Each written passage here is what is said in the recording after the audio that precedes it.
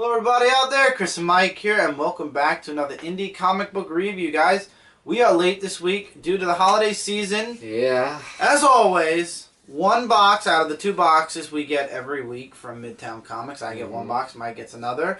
One box came late. Ironically, actually, this time it was Michael's. Usually it's mine.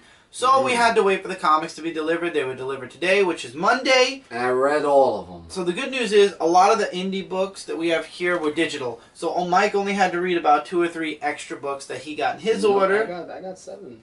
7? 7, yeah. Oh, well, never mind then. Mike had a lot of books. Well, the one I'm reviewing first was released, I think, a week or 2 ago.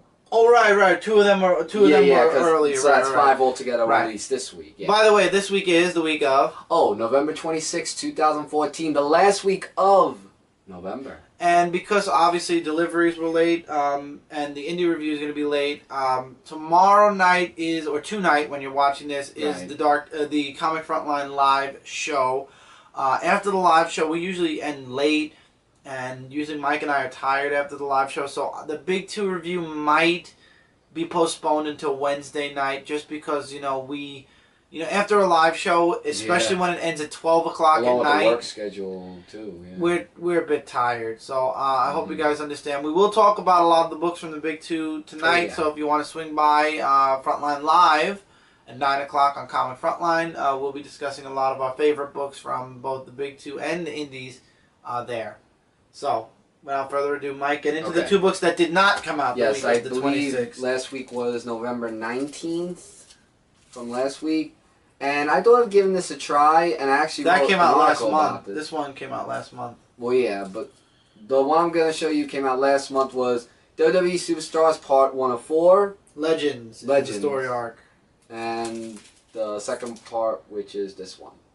So basically, just to show some artwork... It's WWE meets Secret Wars, in my opinion. Wow, right? It's taped on.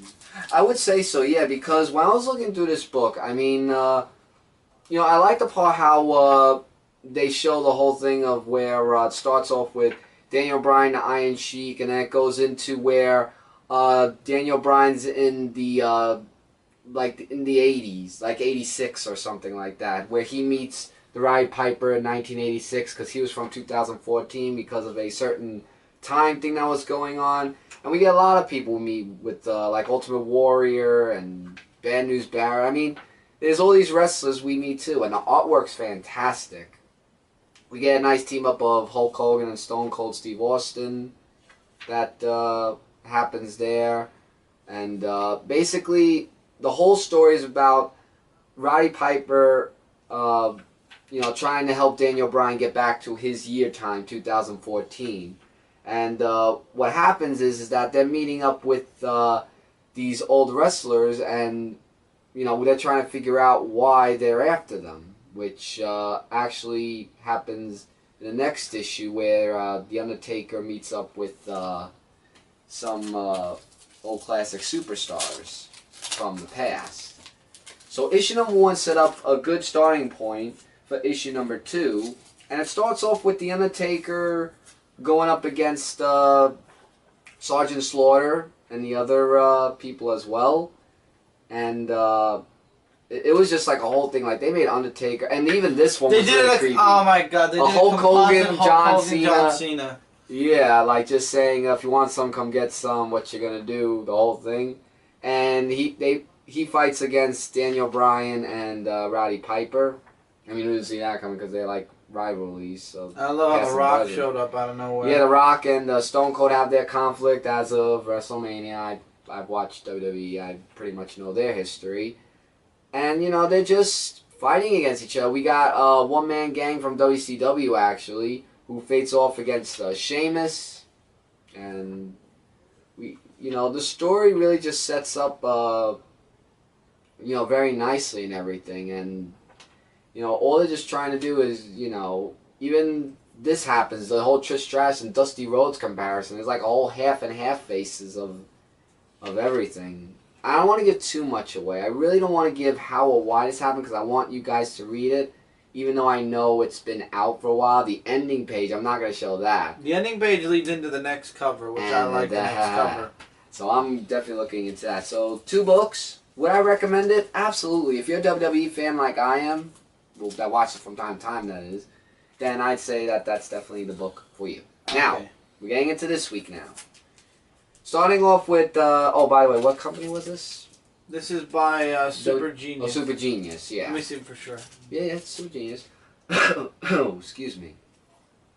Yeah, Super WWE books. Yeah. That's it. Now, Vertigo, we have Deadboy Detectives, issue number 11. And this book, I think it's the end of the story arc for the story. And, you know, it just talks about how Rosa is coming back to life, whereas Charles is in a dimension to find out some stuff where he wants to find out more about his past, with his mother's death and everything.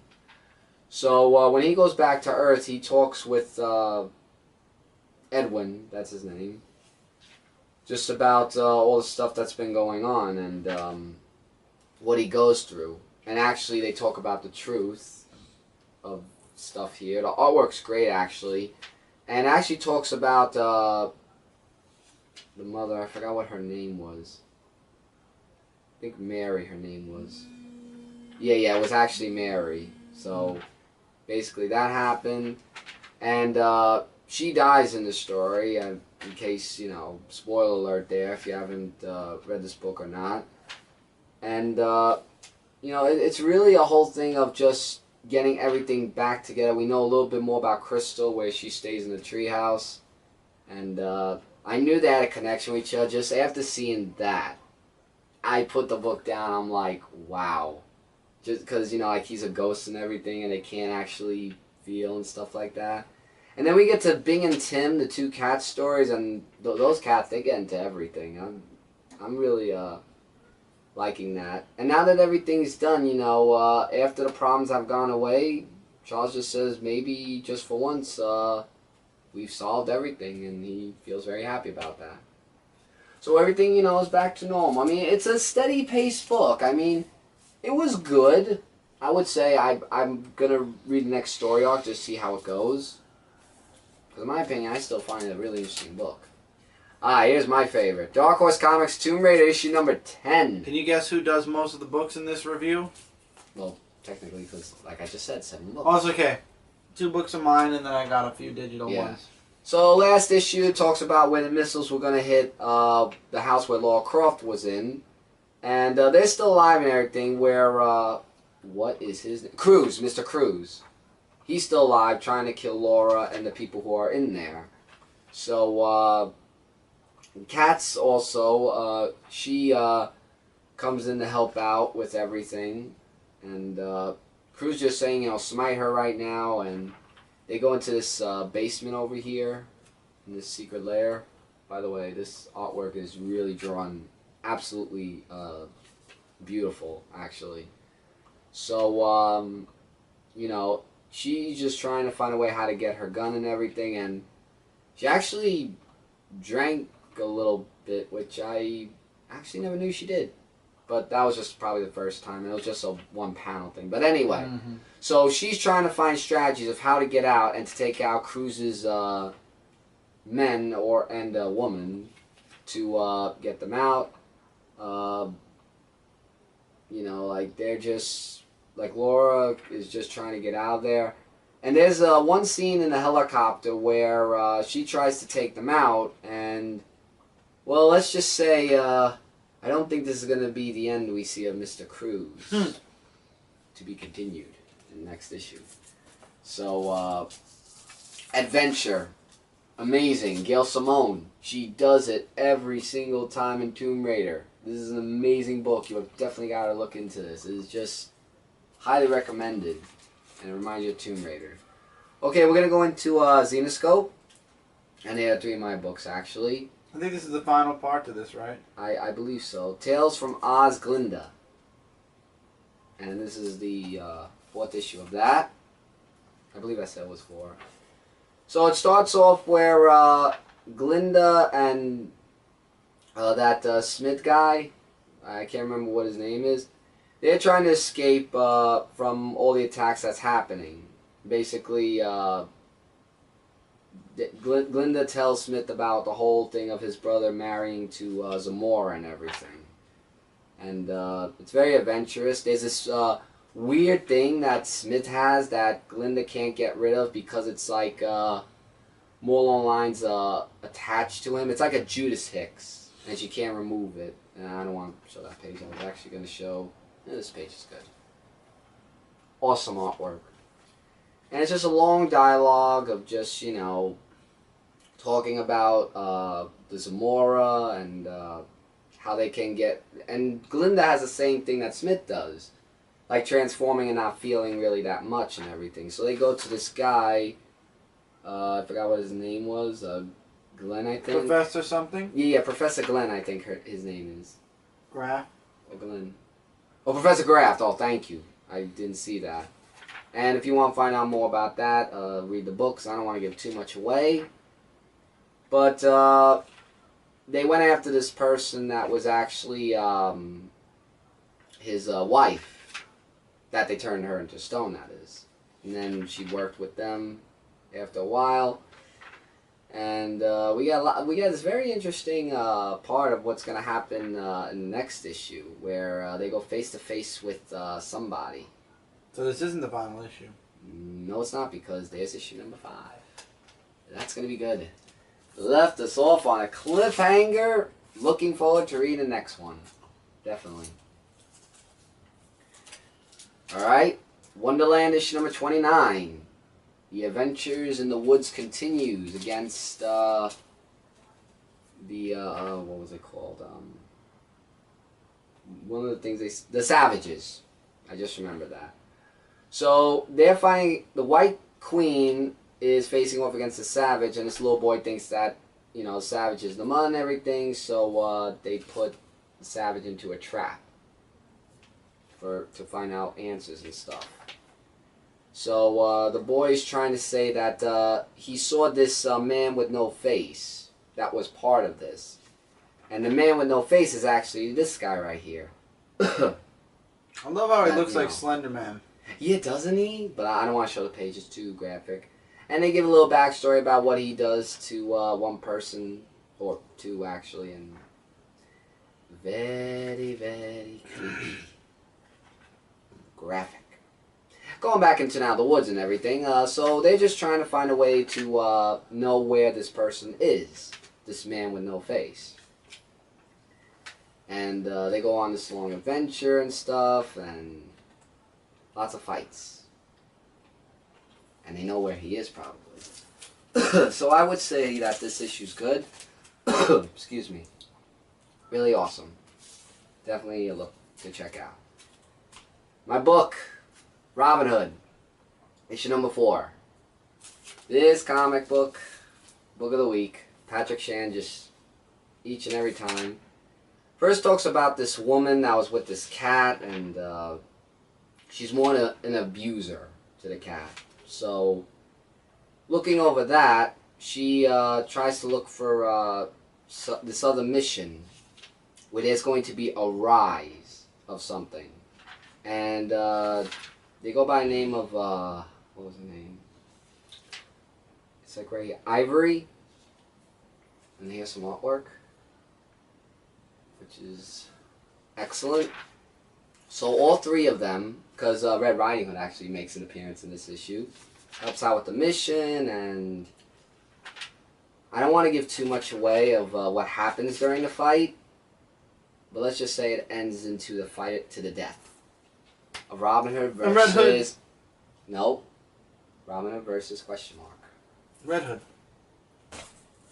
She's on the cover, dude! I didn't want to say who was, but yeah. She's on the cover. Really good stuff. Sorry about if I'm... Learn to breathe. Thank you. I know how to breathe. IDW, Teenage Mutant Ninja Turtles, Ghostbusters issue number 2. So the Turtles are stuck in the Ghostbusters dimension right now because of the little fudge up that Harold did on their end in the previous issue. So Casey is now part of Yu Yin. I can't pronounce the name. Hold this. I'll get it again. You something. You gotta be kidding me with these names, that's for sure. I like that. But here. Chi-Yu. What's the matter, you? Anyway, so Chi-Yu now has Casey, and the Turtles want to save Casey. The Ghostbusters want to stop Chi-Yu. And the Turtles have to get back to their dimension within the next 72 hours, or they're going to be trapped in the Ghostbusters universe forever. So that's fun. And Chi-Yu decides he's going to build an army of monsters to fight against the Turtles and the Ghostbusters and take over the realm. Of course, the Ghostbusters artist is the one doing this book, and I like it. I like Burnham's artwork. I believe it's Burnham. No, Schoening. I'm sorry. Dan Schoening. I love his artwork. And it's really interesting how he does the Turtles. I like how he draws the Turtles. It's cool. Oh, wow. I just saw the ending page. Yeah. So basically, the Turtles want to save Casey, and they have to rebuild the portal again, which they can thanks to the technology that the Ghostbusters have. But they're not going to go back without Casey, so they want to save Casey. They have 72 hours to get back to their New York. And you got Chi-Yu running around looking to take over the world. So it's going to be up to the Ghostbusters and the Turtles to stop them. Again, this feels like, okay, last issue set up the series. This issue sets up where the next two issues are going to be going. At the same time, you get really awesome interactions between the Turtles and the Ghostbusters. You get to see Chi-Yu's plan kind of start to develop as well. Really good book. I love Dan Schoening's artwork, and I really like the story. And I haven't read a Ghostbusters book since he took it over, so yeah, it's great to see the Ghostbusters back. I hope that after this miniseries, IDW brings back Ghostbusters, but I don't think that's going to be happening, unfortunately. But you never know. We could keep our hopes up. Right. Okay, this is the last week of the month, and as always, my book of the month, as always, goes to Teenage Mutant Ninja Turtles. This is issue number 40. This issue focuses on the fight between the Turtles, Old Hob, Aliplex, Nobody, who is really Angel, right, and Herman, and I forgot Gecko. The Gecko? No, I forgot his full name though. Shoot, I hope that, do they give there's no index. I forgot the Oh, you're talking about the Gecko. I forgot the Gecko's name. And Slash, and it's just an all-out brawl between all of them and Bebop and Rocksteady. And one thing I like is how Tom Waltz and Kevin Eastman made Bebop and Rocksteady so damn impossible to put down. In the cartoon series, you know, they were always being knocked out. They were stupid, whatever. I love how in the reimagined, in the kind of reboot, if you want to call it, Bebop and Rocksteady are like unstoppable. No matter what the Turtles and the others threw at them, they kept getting up. They kept getting up. And you see a little bit of a relationship starting to develop with Aliplex and Raphael, which I like. I want Raphael to have this in a way. You know, you kind of feel like he deserves it. Of course he does. I love how Splinter makes easy work of both Bebop and Rocksteady, but again, they don't go down. I love how Cowabunga was used once. I was going to mention that, actually. And in the end, the only way to actually stop Bebop and Rocksteady, and I love this because it shows how beast they are, was to drop a house on them. And then they ran away before Bebop and Rocksteady got up, and basically they just agreed that it didn't happen. And then the last page, well, I'm not spoiling the last page, but let's just say I'm shocked at what Donatello's doing. Oh my God, no. It's an epilogue and it leads into the next issue. This was a shocking ending that I'm not going to even begin to spoil, but let's just say Donatello reaches out to somebody to help stop Krang in the Technodrome. No, and I'm shocked Donatello went in this direction. And why are they doing that? I don't know, but I'm really not a fan of Donatello right now with the decision he just made. Oh my God. But really good stuff. Love this book each and every month it comes out. We are 40 issues in. That's been 40 months of awesome storytelling. I think 40 plus months because there was a month or two where it didn't come out. But Turtles is an amazing book, guys. I love the artwork in this book. I love the story that they're telling with this book. If you're a Turtles fan, I would absolutely say check it out. If you're not, I would always say I always recommend at least giving it a try because it's just a series that just keeps getting better and better. And I love how the characters are being developed in this story and being reimagined. Alright, so let's get digital. Let's get digital. We're starting with Dynamite. We're starting with Flash Gordon Annual 2014. And I believe this is a bunch of origin stories. Yeah, I could just sum the whole thing up. Basically, the first story talks about Flash Gordon. I like the artwork, how it's a little bit more like what you see in the newspaper funnies and stuff. And he was a little bit of a mischievous boy, Flash Gordon. Like, he took the car everywhere, and he's just driving everything. And this guy... do you recognize the reference right here? What reference? Back to the Future? Yeah. I know. Oh, okay, as long as you recognize the Back to the Future. I did, and calm down. You know, it's your kids more, but not that part. But he was a little bit of a thing, so definitely they had a father-son thing. The next one was this woman. I forgot what her name was. Does it say it over here? Dale Arden? Yeah, I think so. And it talks about her being a reporter, you know, at a club and stuff like that, and that's really all. She just does all these reports and everything as a newspaper for stuff. This third story talks about this other guy. Professor Zarkov. Yeah. This guy, I liked his story. How he meets up with these 3 aliens, and he's drunk. And they're saying, like, how he is the #1 best scientist and stuff like that. And he's, like, saying, I don't know what happened, but I'm going to do what I need to do. And that was something. Then this last story is about Emperor Ming. I thought the story was about Princess Daria of Coralia. Yeah, but it really focuses more on Emperor Ming. Okay. In this one. Gotcha. And I know why Emperor Ming is the way he is. He just wasn't treated with a lot of respect. And he didn't get the ways that he wanted, which happens in all villains and stuff. And I believe that's all of them. No, there's Kid Flash. And Good. Oh, yeah, I'm sorry. Yeah.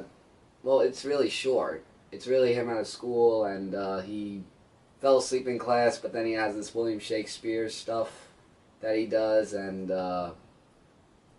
bullies, and how he got his powers, and how it leads into the story of how he became the way he is today.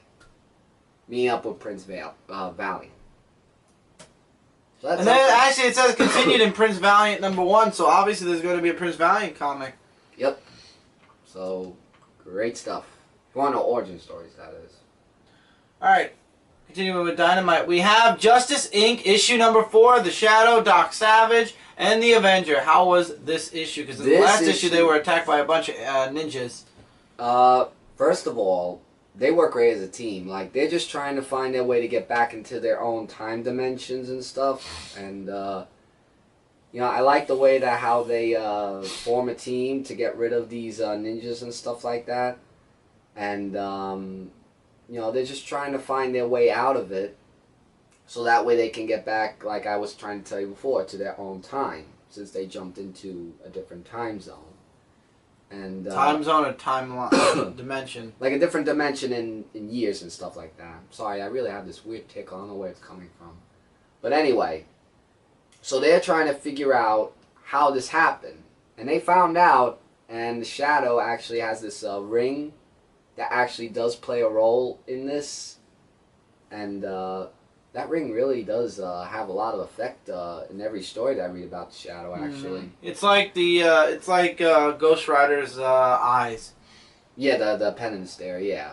But, so they're just trying to find a way to get out of it before the whole thing explodes, and it's a long story, really. But, great team, I would say. They work really just amazing. Mm-hmm. Oh, there is one thing that happens in the end, but I'm not going to spoil it. There's a little bit of a... Probably fall of a hero. Possible. Possible, yes. So, yeah. Alright, I guess we're going to go into the first Dark Horse book before we go into break, and that is Captain Midnight, issue #17, with really great artwork. I'd go to the first page. I think the artwork changed in this one after this story. So...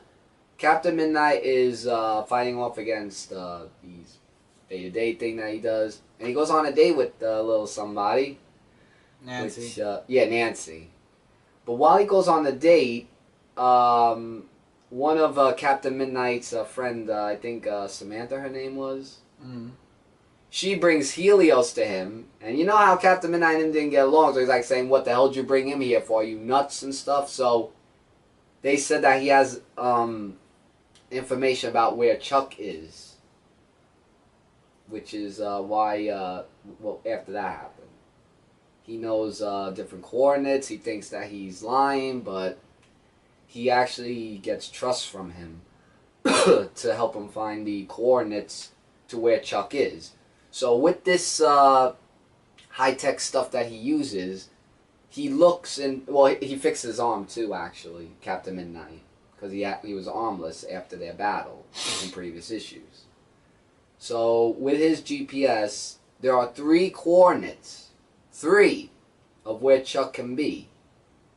So even though they think he's not in the system, he is, and his plans of what he is doing. Oh my God, I was shocked when I saw what Chuck was doing. Mm-hmm. I had to pause right there because that's what I did when I read that. I was like, whoa. Intense. Right.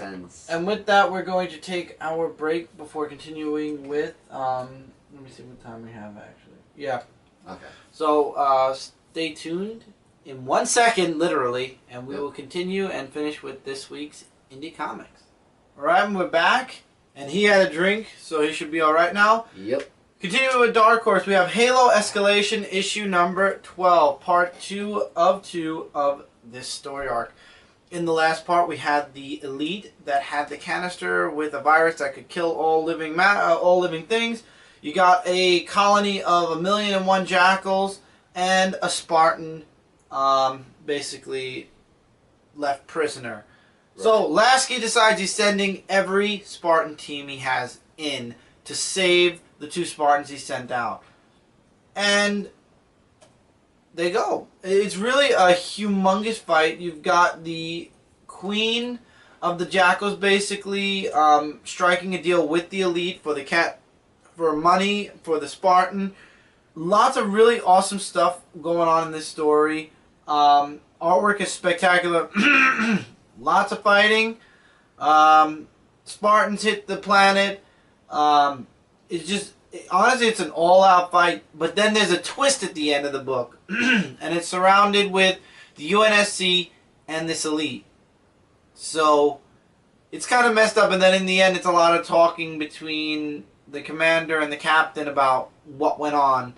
And let's just say Oni isn't as clean cut as everybody believes it to be. Again, Halo Escalation is a book where if you're a fan of the franchise, you're going to enjoy the book.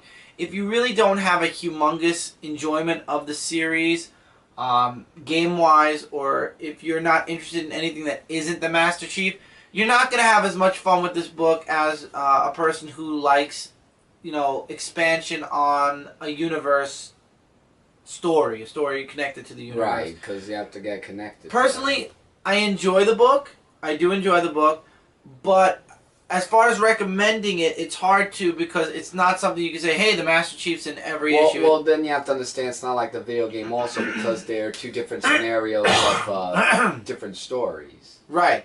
So, no. It has nothing to do with the Master Chief, is my point. No. I'm just saying they go in different directions. Right. The story goes in a different direction from the Master Chief. That's what I'm saying. So it's not really connected with the video games as much as it's just connected with the stories that spin out of the video games. So, again, if you like the series, you'll buy it. If you don't, you won't. Right. Alright, moving on, we have Father's Day, issue number 2. How was that, Michael? Well, I just showed the cover. Here's Father's Day. Now, Father's Day, from what I saw in the last one, were these 2 brothers who really didn't talk to each other, and last issue they reunited. And they're going on this mission to try to find out other stuff that's... I'm going to put... Well, you're... Well, move! Yeah, so there are these 2 people who are, running away, because they're runaway robbers and stuff like that. And they go to casinos and stuff like that. And these two brothers want to find out where they are. So there was these bikers that catch, I forgot what their names were, Tony and, I forgot what the woman's name was. Well, anyway. Woman. Well, this woman, yeah, because you're moving too fast. They get crashed into the forest, but then they actually made out because there's these people that the two brothers sent the bikers out after to take them into justice. Or to kill them, basically, because that's what they're meant to do. So they make it out of there by doing all these spins and whatnot, and the way they made out of there was just genius and lucky, how they made out of there.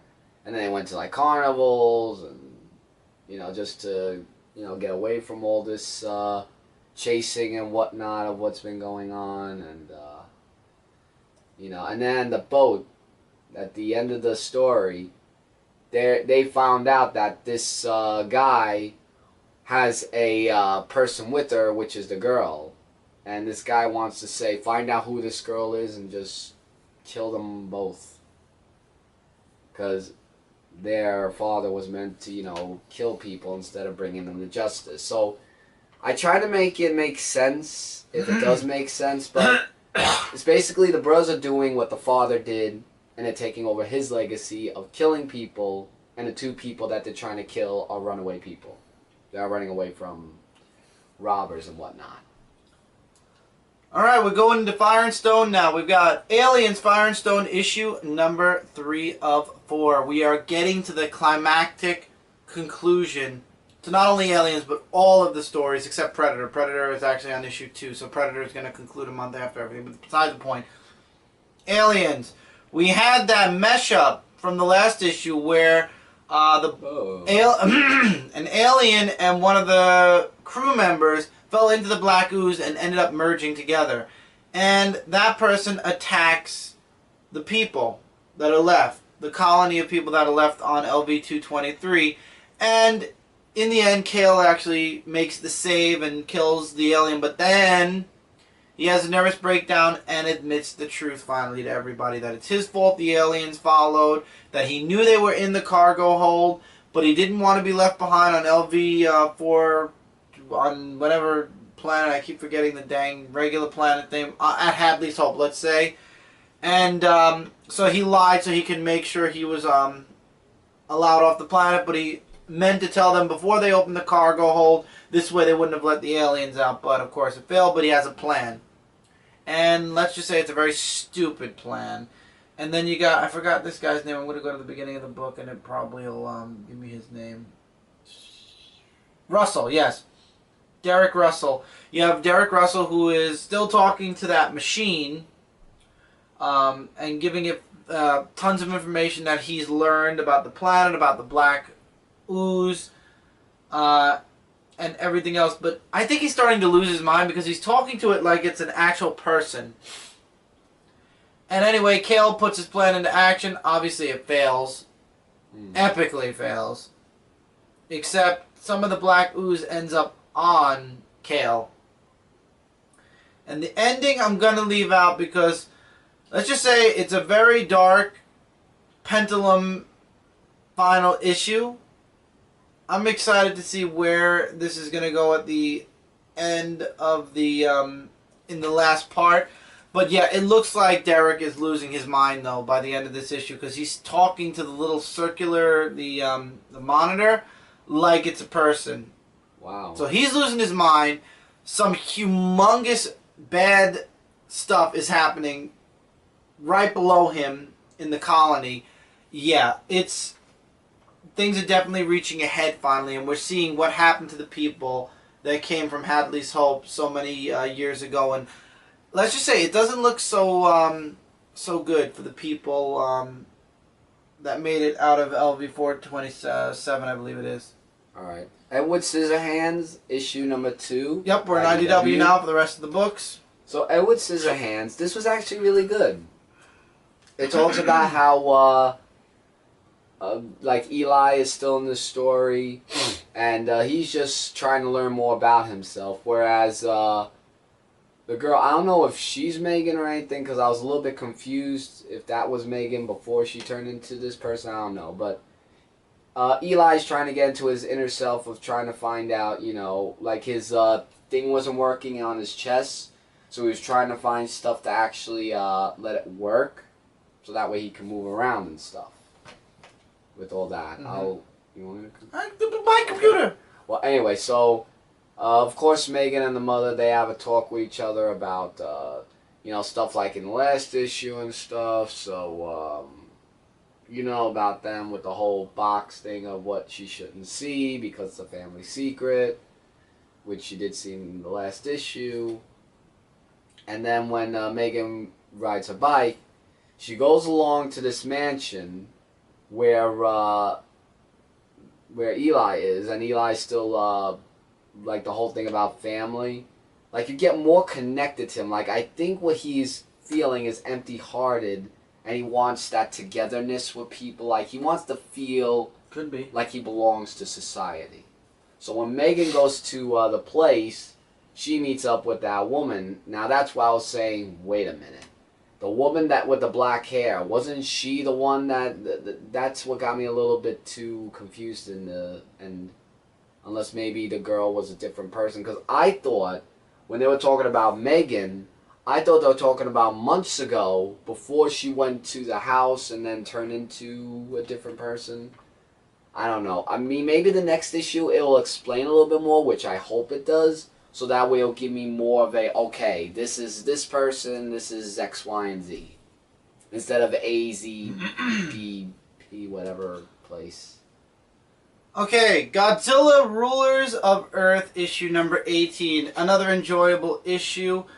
Godzilla versus the Lobster, Bug, what do you call it? I forgot what bug, kaiju it is. No, it's not Mothra. Oh, here it is.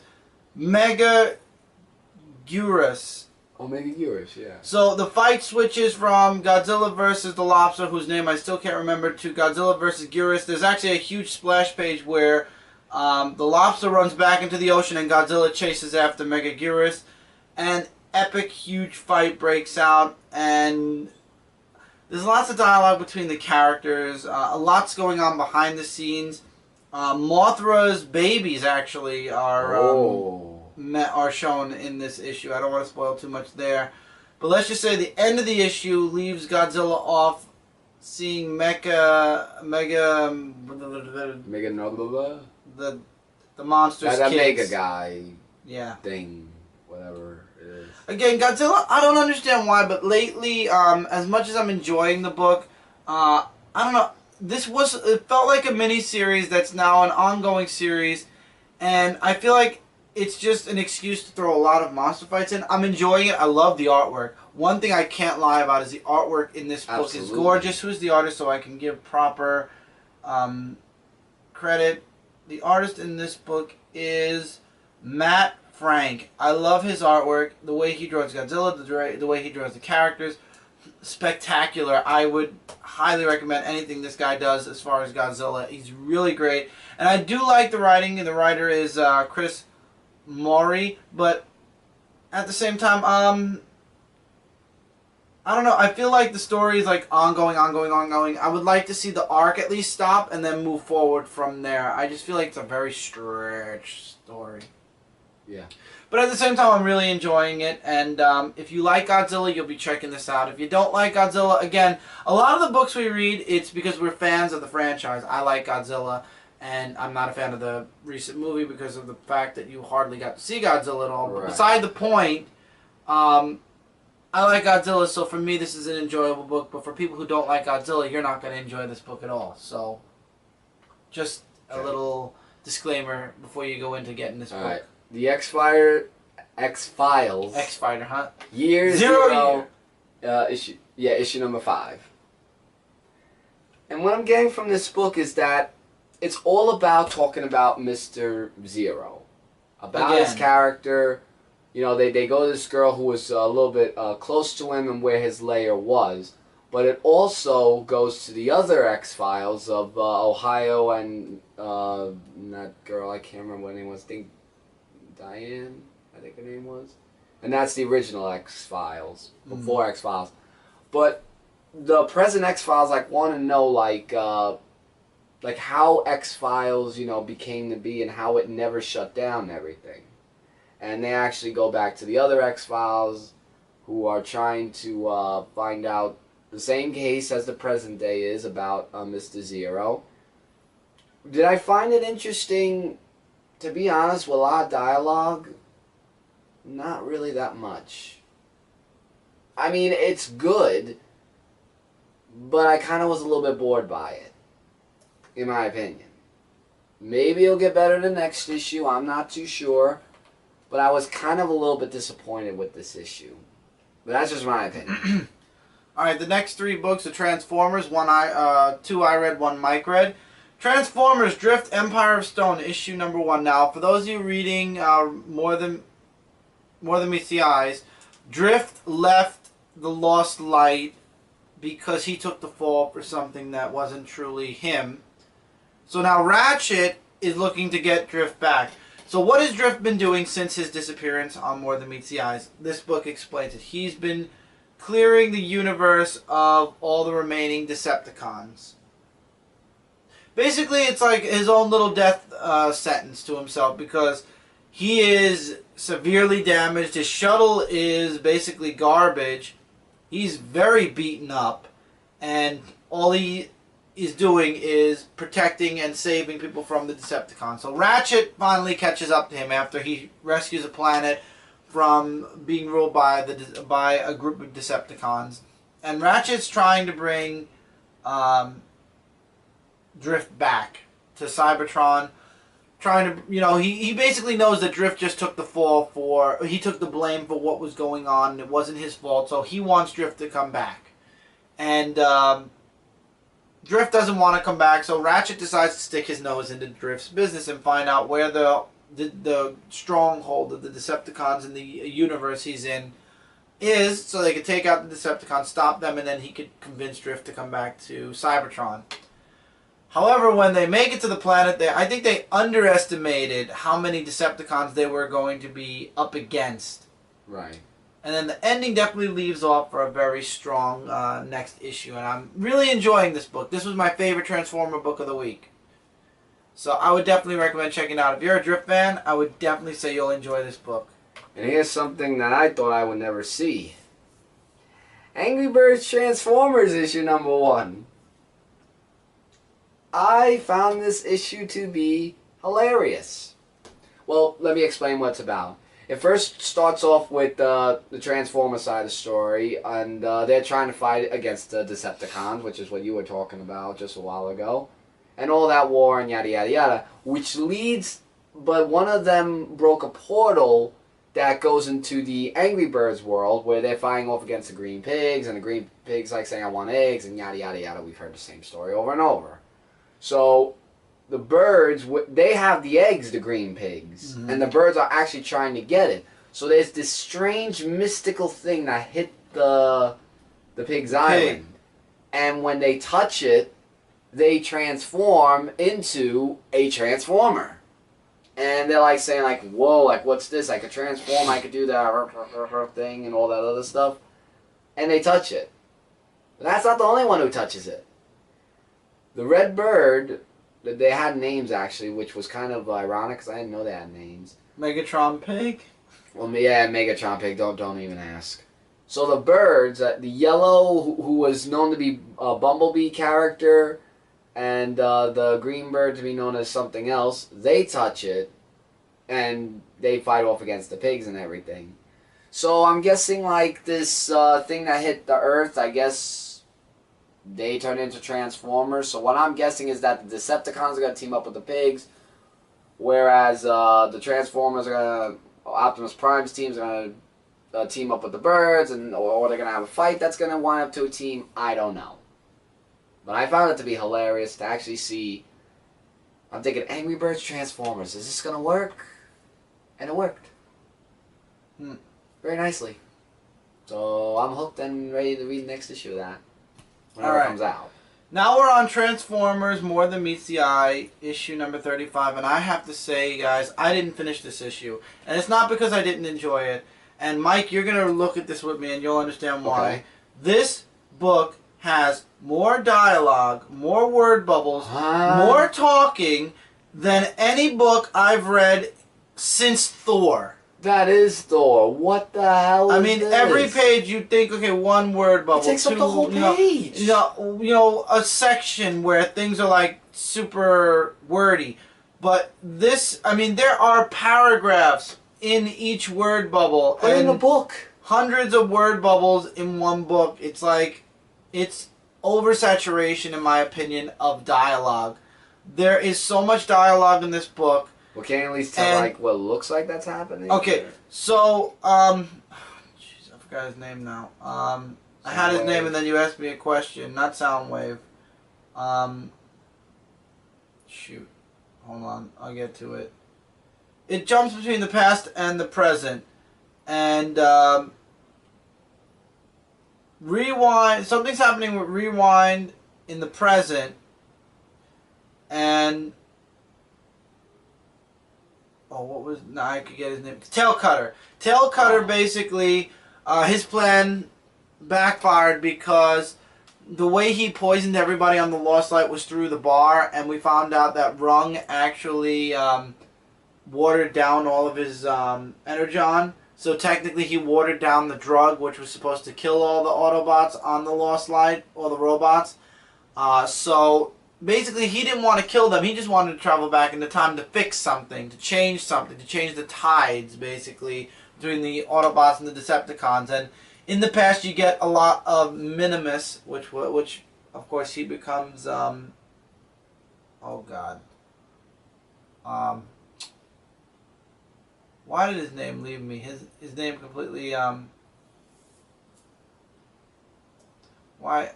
I'm having a bad time with these names today. It's late at night. It's too late to do this, honestly. Shoot, I could swear the name is at the tip of my tongue, but I can't remember. Well, basically, it's... there was just so much dialogue, it was hard to keep up. Tailcutter again, or...? No, not Tailcutter. Rewind. Maximus. Oh. So... I don't know, all in all, it's just a very convoluted story. It involves a lot of jumping between time, and now Rodimus wants to chase down Tailcutter and stop him from making any changes in the past. Guys, I don't know how long I'm going to be on this book. I might take a break from More Than Meets the Eye, at least until this story arc's over, because I've got so many books I read as is already. Because of the humongous dialogue, yeah, I think I might. I'll read the next issue. I'll give it a shot. But if there's just too much dialogue, I'll okay. Yeah. Last book. So that last book is Samurai Jack, issue number 14. Samurai Jack. Now that the people heard about him not having the sword, of course they said from last issue, you will be judged and to use his martial arts skills. So they give him a rigorous task to fight off against these people without using the weapon. So he fights off against the snake, and he uses meditation or something to try to get past them. And he kind of learns, like, how to use that against them instead of, but what he goes through, this man, it's just... I give this guy props because no human, I would think, would get through that. But he wakes up and thinks it was all a dream. But where's his sword? He still doesn't have it. So who do you think appears at the end to try to stop him because he doesn't have the sword? The villain Aku. And he doesn't have a sword. So from this next cover I see, either he's going to have to pull a Samurai Jack miracle, or he's screwed. So... yep. I gotta know how he gets out of that. I have gotta know. I wish I could know now, but I gotta wait. Yep. Like everybody else. And with that, guys, that's it for this indie review. Feel free to leave in the comments below anything you'd like to say about any of the books we reviewed here, any recommendations, any books you're enjoying from all the companies out there, recommendations, etc. And we will answer your guys' comments in the comments below. And just hopefully you guys stay patient with us. This is the last week we'll have to worry about until the end of the month, where we have 2 weeks worth. First Christmas, then New Year's. They're not happening again. Once January comes in, things will be back to complete normal. I hope so. Epic Rewind, like I said, we're going week by week depending on time. And with the holidays now, it's going to be a little bit harder. But Epic Rewind will absolutely also be back to a normal schedule in January. It's just everything's crazy right now with the holidays. But till then, as always, don't forget to check out Comic Related, Comic Frontline, Zone 4 Podcast, and Frontline Gaming Zone. Together, we are your #1 source for comic-related news, reviews, and a whole bunch more. Don't forget to also check out Brooklyn Boys 13. We're doing the 25 days of Game Miss. Day 1 is up already. Day 2 will be up at the same time this video is up, I believe. And we're doing a video a day for the next 25 days, 25 video games. You guys aren't going to want to miss this. Definitely. So until next time, take care, keep reading, keep collecting, and we'll see you guys in the next review. There, everybody.